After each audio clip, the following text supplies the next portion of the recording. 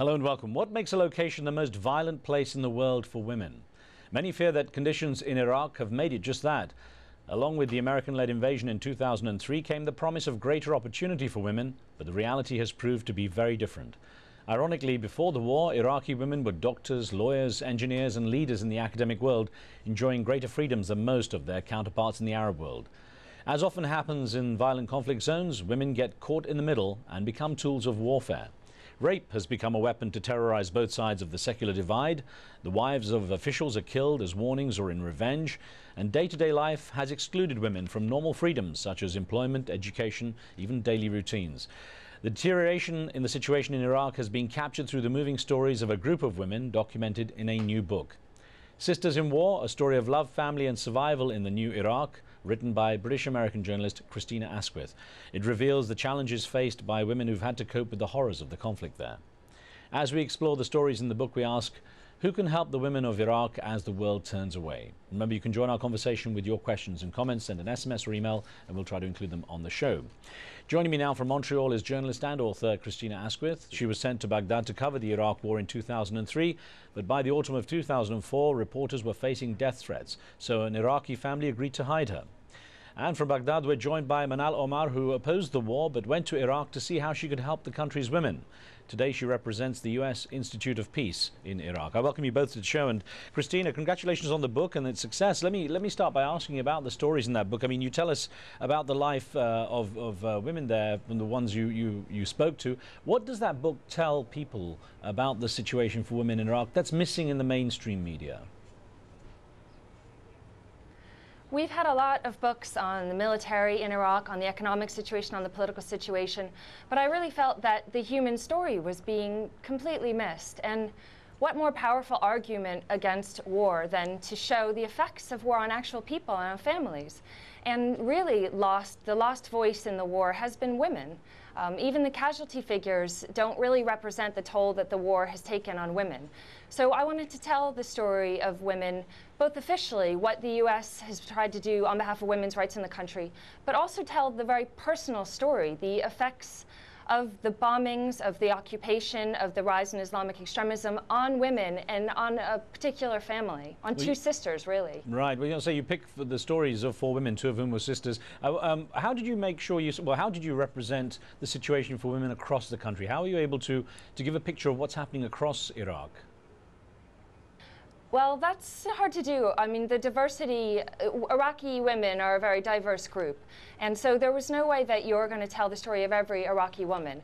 But I think that through the eyes of two women in particular, you do get a microcosm of how the war affected, in this case, two women in their early 20s, college educated, career bound, very much women who stood to gain from the overthrow of Saddam Hussein. They were both Shia. And then I looked at two other women. One was Manal, a Palestinian-American activist who's on the show with us, and another was Captain A. Heather Coyne, a U.S. soldier charged with bringing women's rights to the Middle East. So she really moved a little bit more across the country and worked with women in the South. Manal worked with women in the North. So I was able, through these four women, to bring voices from across the country. Let's bring in Manal, and glad to have you join us from Baghdad, Manal Omar. Let me ask you how the situation, from your perspective, how the situation has changed for most women in Iraq since the fall of Saddam Hussein.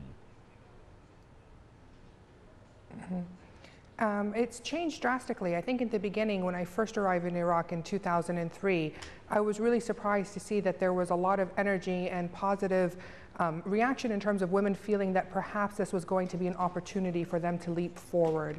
Now, 5 years later, women have realized that that opportunity never materialized, and in fact, they're in a much worse situation than they were prior to the war. First of all, most of the infrastructure is still not in place. So, for example, women are still struggling with electricity, with water, with access to health care, the very most basic needs. And then, moreover, their rights that they did have guaranteed before are now beginning to be eroded with the rise of very specific monolithic interpretation of Islamic law, which is now people are seeking to implement in Iraq. Well, Manal, I want to put an email to you, if I may, that came in from Saudi Arabia. I know you working with the U.S. Institute of Peace, but this is from Nancy in Saudi Arabia, who says, did the U.S. Department of State Iraqi Women's Initiative have an impact? What role did they play after the invasion? Do you know?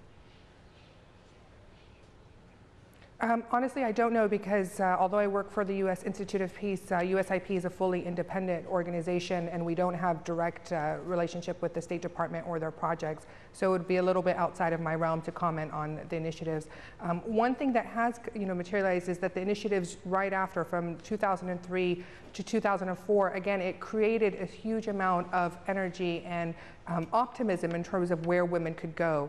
The moment that the situation began to deteriorate, there was a strong call from Iraqi women that were saying that all they had been given was rhetoric, was promises, but none of them materialized. And in fact, women feel that they are now in a much worse position than they were in the beginning. Christina, let me read a quote from your book, Sisters in War. This is where you talk about the intimidation that took place and has taken place. This says, you wrote, Saddam's bullies had intimidated all Iraqis, and now the Americans had made them run and hide.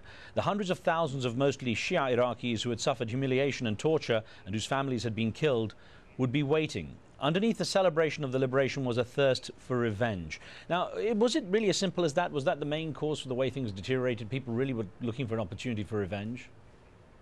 Well, that was one element. I mean, it was a maelstrom. There were lots of things going on at that time. It was complete chaos in Iraq in the first year after the war. But certainly there was a huge feeling among Iraqi Shia that their time had come, and that the Americans had really gotten rid of Saddam for them, and that they had suffered under Saddam, and they were thirsty for revenge. I mean, there were many stories that we now know about of Shia Iraqis being persecuted, clerics being assassinated, oftentimes for their beliefs, but oftentimes these were just petty problems that went on between neighbors, some Shia, some Sunni, and those who were empowered by the Ba'ath Party would take advantage of those positions of powers to make their neighbors disappear.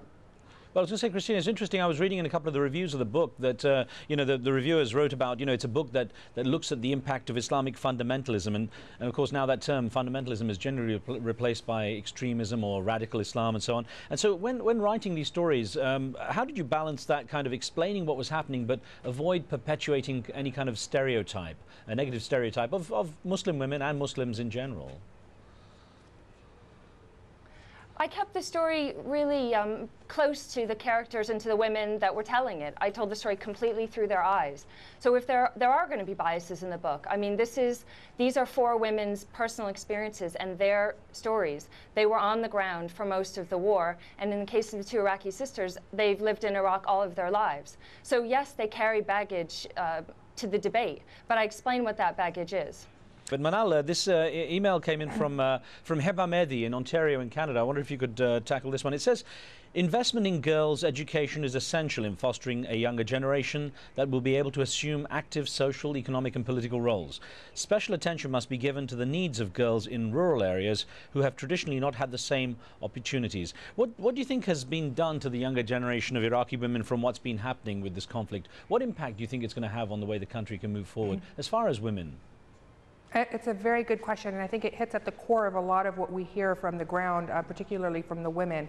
I mean, most of the women will tell stories of their mothers, who in many cases are the next generation's grandmothers, in terms of these were great engineers, doctors, had access to literally the world. They traveled all over. And then you look at their grandchildren, who in many cases are illiterate, were pulled out of schools because of security. So there's a huge amount of discrepancy between the grandmothers and the daughters that are growing up now. And Iraqi women are very concerned that they're actually, again, they're finding themselves going backwards rather than forward. There are programs that are now trying to target the illiteracy rates. And it's very common to find a mother who's literate and to then find a daughter who's illiterate, which again is a very opposite of the trends that we usually see in conflict or in developing countries. The projects that we're currently working on as USIP is focusing on youth, because we see that in terms of reconciliation, in terms of building a new nation, youth, and particularly girls' education, is going to be among the most crucial elements if there's going to be any hope for Iraqi women in the future. Now, Christina, one of the things that I think comes out in the book, and you'd follow the story of the sisters Zia and Nunu in your book, is that there's not much in terms of options when it comes to seeking shelter. I mean, Zia finally got asylum, but it was a tricky one for her, and there's not really a lot that women can do, not many places they can turn to for help, is there? There's nowhere for them to turn to. Zia was an extremely rare example. And before she got asylum in the US, she fled to Amman, Jordan, and back to Iraq, back to Amman, Jordan, back to Iraq, all the while being chased, in some cases literally, by insurgents, if you want to call them terrorists, people trying to kill her because she had worked for the Americans when they first arrived in Iraq. Most women, her sister and her mother, they eventually escaped to Oman, where they lived illegally. And this is the case for tens of thousands of women, many of them escaping death threat, go into neighboring countries where they're not really welcome, and often cases have to turn to prostitution or illegal activities just to survive. Sorry, I'm going to ask you both to stand by just for a second, because we're going to have to take a short break here. When we come back, we'll have more of our discussion. Don't go away.